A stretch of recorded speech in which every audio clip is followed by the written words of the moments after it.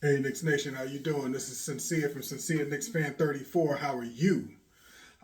Hitting y'all straight up right after the game. I done saw this whole thing, and you know what I'm saying, the Knicks lost 115-107. And I'm gonna be completely honest with you, watching the game, we deserve to lose that game. We deserve to lose that game. The idea basically was that the Miami Heat played, in my opinion, better defense. They were better prepared. And to be completely 100% honest, our shots just weren't dropping. Our shots just weren't dropping.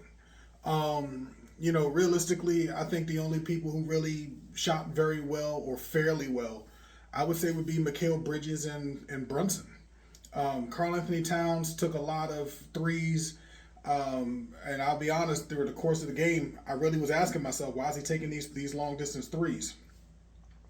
I personally felt that Karl Anthony Towns should have been trying to post up a little bit and maybe create a double team, kick out to an open person, maybe open up other lanes for other people. That's what I was thinking.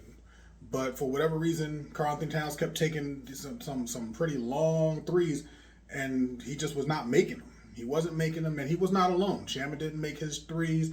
Clarkson didn't make his threes. There were a great number of different players that were not hitting their threes. Like I said, you can basically just go down the line. The best ones that made threes was Brunson, OG Anunoby. Not OG Anunoby. Brunson and Bridges. McBride did not play. So, there were a lot of O fours. There were a lot of O for whatever number with a number of players. The deal is I'm not gonna take anything away from the Miami Heat. They came, they were prepared, and they got the win. It is what it is. So the idea is now is going to the next game. You know what I'm saying? We'll have to see who's up next. But I still see the defense. I still see the offense for our New York Knicks being something that can be very, very dangerous. So I'm not sleeping on my Knicks because you already know I'm sincere from the very beginning. So it ain't gonna change nothing. You know what I'm saying? So it is what it is. We lost. All right, we take that L.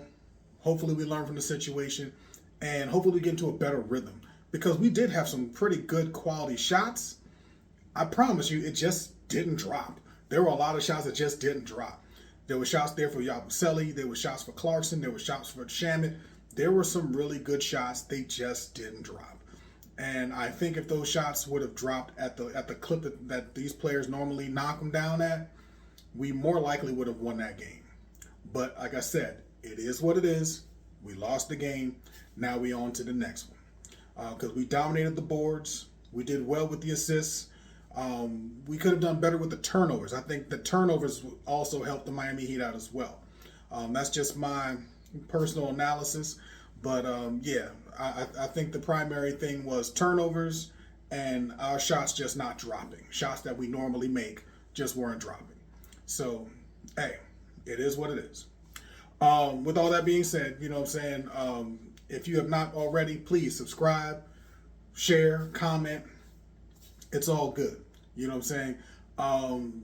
The idea is, what do y'all think about the idea of putting in Diawara, or even seeing what goes on with Yabusele? Should we set up some plays for Yabusele to get his shot going? I think he's thinking too much.